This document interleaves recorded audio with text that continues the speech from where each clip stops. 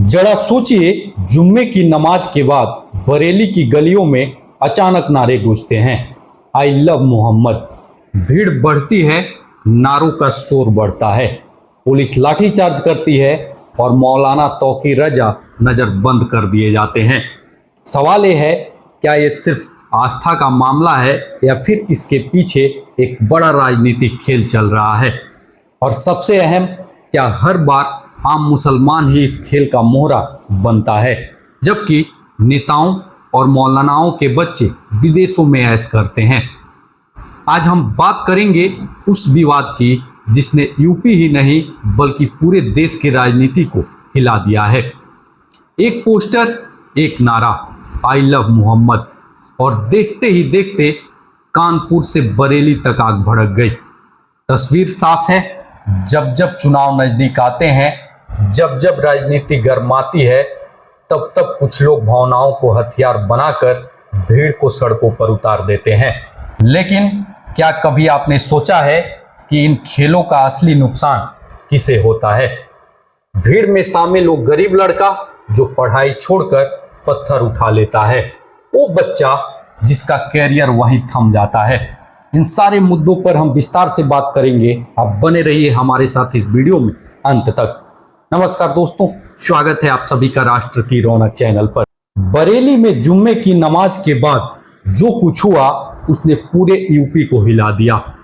नमाज के बाद सड़कों पर निकली भीड़ ने भड़काऊ नारेबाजी की और हालात इतने बिगड़े कि पुलिस को लाठीचार्ज करना पड़ा।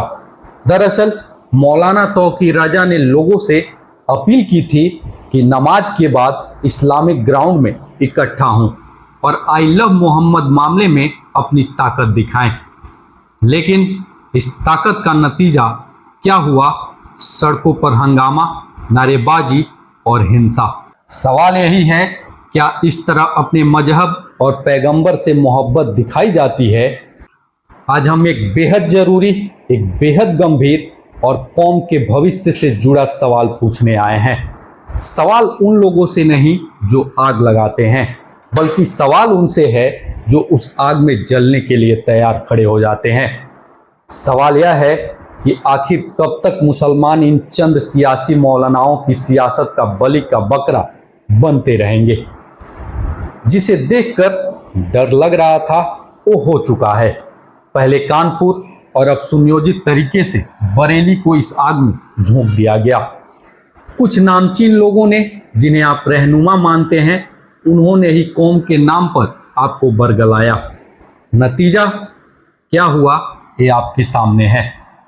आपके बच्चों ने, आपके नौजवानों ने सड़कों पर पत्थरों की नुमाइश की। लेकिन क्या आपने कभी किसी भड़काने वाले मौलाना के बेटे या उनके किसी रिश्तेदार को उस जुलूस में, उस पत्थरबाजी में देखा है? शायद नहीं, और देखेंगे भी नहीं। यही है आज का सबसे बड़ा सवाल। आप सड़कों पर पत्थर चला रहे हैं, अपने भविष्य को दांव पर लगा रहे हैं, जेलों में जा रहे हैं, जबकि आपके इन कथित रहनुमाओं के बच्चे, मौलाना तौकी रजा जैसे लोगों के बच्चे विदेशों में अपना कैरियर बना रहे हैं। उनके रिश्तेदार ऐशो आराम की जिंदगी जी रहे हैं और आपके बच्चे वो उनकी जी हजूरी कर रहे हैं, उनकी सियासी रोटियां के लिए ईंधन बन रहे हैं। ये कैसी है मोहब्बत पैगंबर से? क्या पैगंबर मोहम्मद साहब ने इसी दिन के लिए इस्लाम फैलाया था? क्या रसूल अल्लाह के नाम पर शहर शहर जो यह बवाल मचाया जा रहा है, यह जायज़ है? जी हाँ, कोई इन मौलानाओं से पूछे, मोहब्बत पैगंबर से है या आपकी कुर्सी और राजनीति से? क्या इन बराफात और मुहर्रम के जुलूसों की वाकई ज़रूरत है? इस्लाम तो अरब से आया, पैगंबर तो अरब के थे, फिर अरब देशों में इस तरह के भव्य प्रदर्शनकारी जुलूस क्यों नहीं निकाले जाते? क्या इस्लाम में हर बात की नुमाइश करना, उसका दिखावा करना उसकी ज़रूरत बताई गई है, या इस्लाम ने सादा जीवन और उच्च विचार की तालीम दी है? अगर हम वाकई रसूल अल्लाह के सच्चे चाहने वाले हैं, सच्चे सैदाई हैं, तो हमें उनकी सुन्नतों पर, उनके असल बताए रास्ते पर चलना होगा। सच्ची मोहब्बत जुल्सों से नहीं, अमल से दिखती है। जी हाँ, पैगंबर साहब ने हमें किन चीज़ों से दूर रहने को कहा था? झूठ, फरेब, मक्कारी, हराम की कमाई, शुद्ध दहेज। क्या हम इनसे दूर रह पाते हैं? उन्होंने तालीम पर सबसे ज्यादा जोर दिया था। क्या हम आज भी बेटी और बेटे में फर्क नहीं करते? हम उनकी कौन सी बात मान रहे हैं? क्या मुसलमान सिर्फ जुलूस निकालने के लिए बना है? अफसोस, कुछ मौलानाओं ने कौम की बिरयानी से पत्थरबाजी पर ला खड़ा किया है। इनकी राजनीति की चिंगारी में आम मुसलमान का भविष्य जल रहा है। जैसे कश्मीर में नेताओं ने सिर्फ तमाशा देखा और आम आदमी को पत्थर थमा दिया गया, वैसे ही यहाँ हो रहा है। सवाल फिर वही है, क्या मौलानाओं के बच्चे पत्थर चलाते हैं? नहीं। इन मौलानाओं ने आपको पत्थर तो पकड़ा दिए, लेकिन क्या कभी किताब पकड़ाई?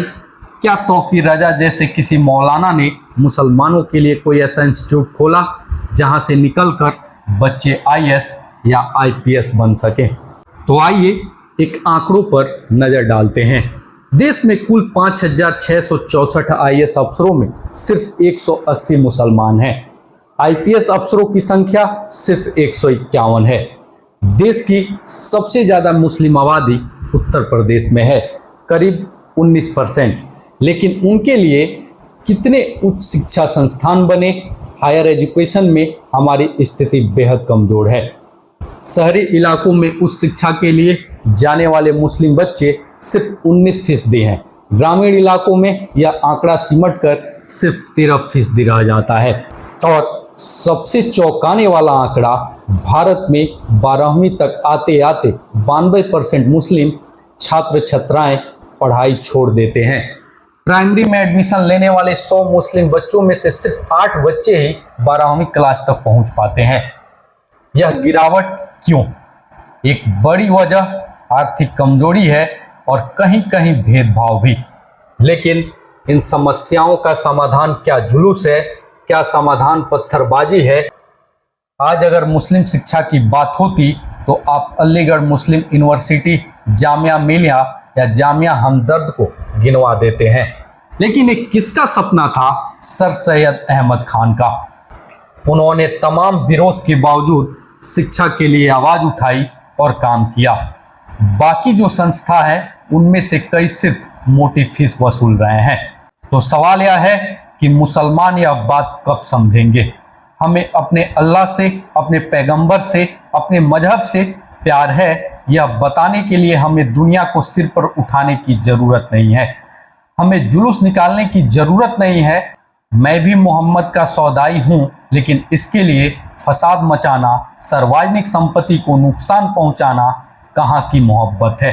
तो खुदा के लिए, अपने बच्चों के भविष्य के लिए इस फसाद की आग से बाहर निकल जाइए।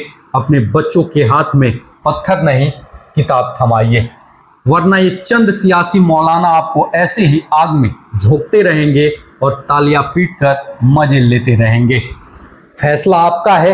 आप आग का ईंधन बनना चाहते हैं या अपने कौम के भविष्य के निर्माता? तो अब बदलने का समय है।